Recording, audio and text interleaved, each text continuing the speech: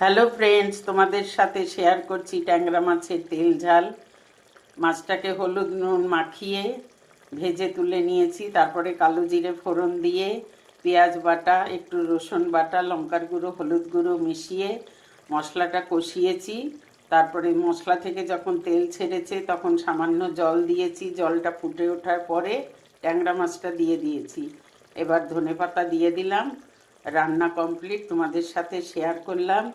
এটা হয়ে গেল। আর এখানে আছে চিংড়ি মাছ, হলুদ নুন মেখে রেখেছি। এটা হবে নারকেল পোস্ত দিয়ে, আর অল্প সর্ষে বাটা, কাঁচা লঙ্কা, একটু রসুন দেব, দিয়ে এটাও হবে রান্না। আর পুঁই শাকের ঘন্ট হবে। পুঁই শাকটাও তোমাদেরকে দেখিয়ে দিই।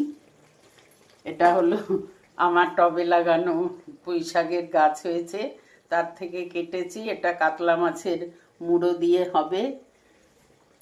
এই যে মুড়োটাও তোমাদের সাথে শেয়ার করলাম। আলু, বেগুন আর মাছের মুড়ো দিয়ে এটা হবে। ওকে, ডান।